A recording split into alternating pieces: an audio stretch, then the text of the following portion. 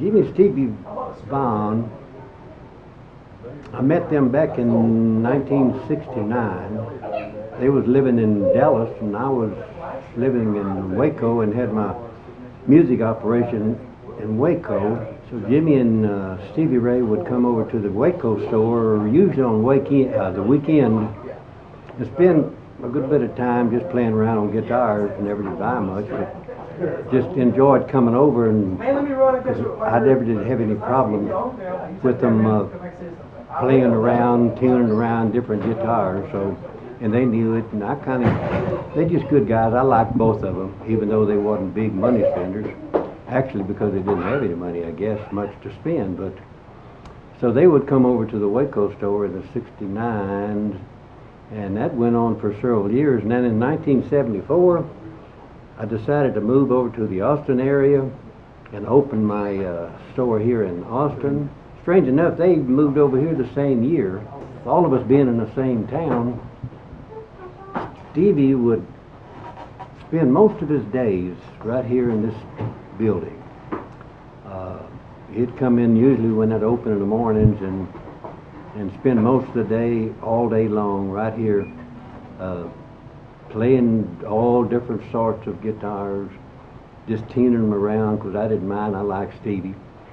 Music really wasn't our connection at all. Stevie was just a buddy.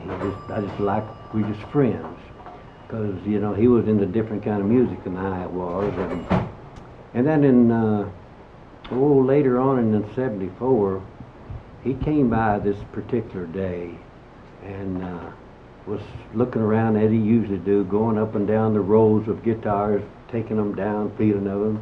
When he discovered this old Stratocaster that I had hanging, he took it down, looked at it, felt of it, and fingered around with it for a pretty good while. And finally he stuck it up there and he said, "Hey Ray, what's with this? How much you take for this?" At that time I looked up and I recognized the one he had. It is no real raggedy thing. It is like, of course you can't wear a fender out. I said, "Stevie, that's the worst guitar I guess I've ever traded for in the history of this business. I can't understand why you'd want something that's beat up and tore up." He said, "Ray, I like the way it feels." I said, "Well, it probably don't work." I took this old Stratocaster apart with him helping me, and we redid it, and wasn't nothing broke on it. It just needed all reset up, and we got it all set up like he liked it.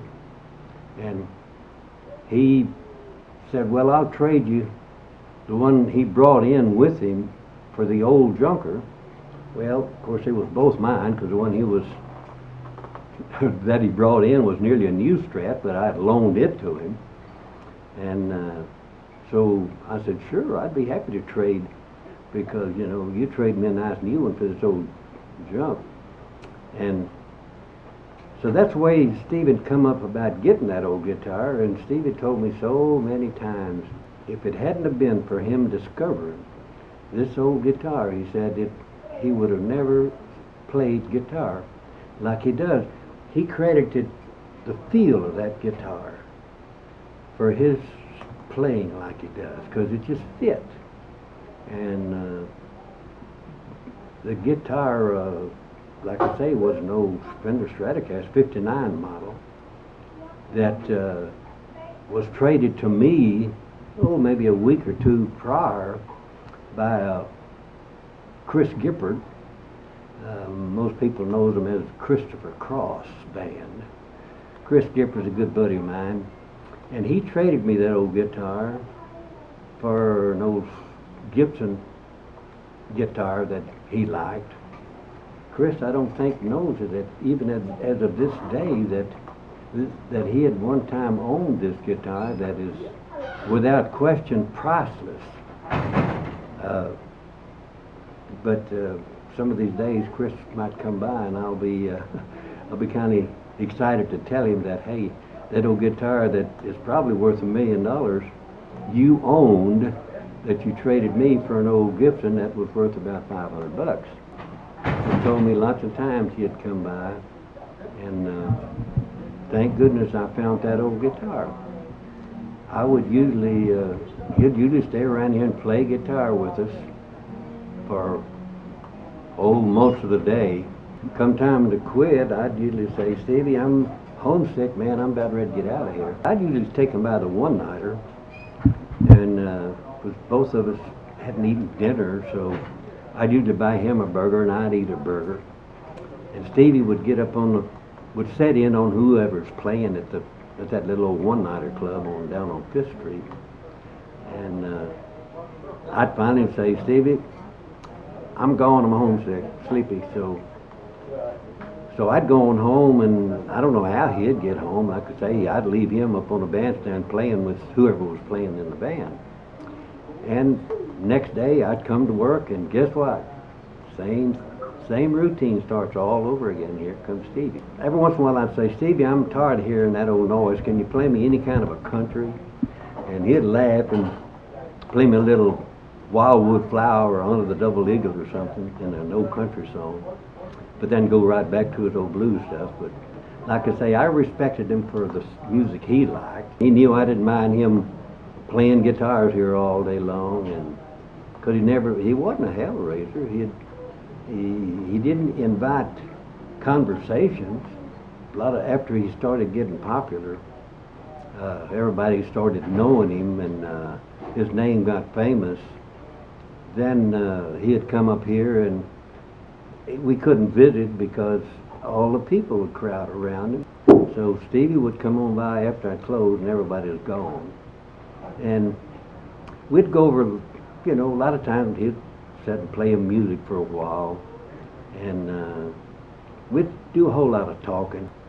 I would touch a whole bunch on being a Christian, talking to him about the Lord, man, what if you drop dead? What happened? He said, well, if I'm dead, well, who cares?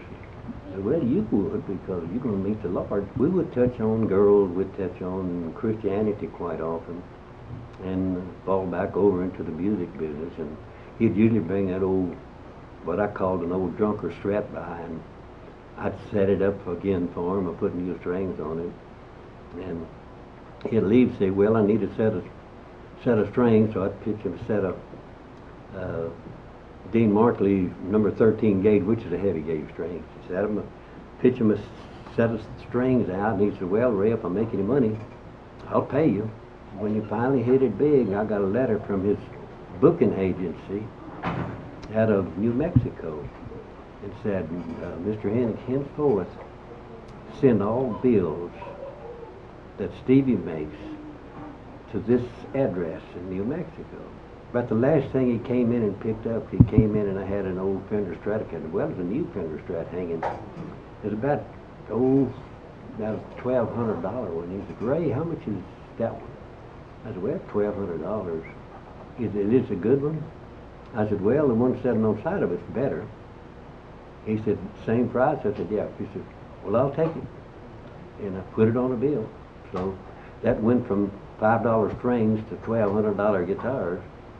Now, not a donation, but I'd get a check at the end of the month for whatever he spent on anything he wanted. He would come in and buy, of course, but he wasn't a big money spender.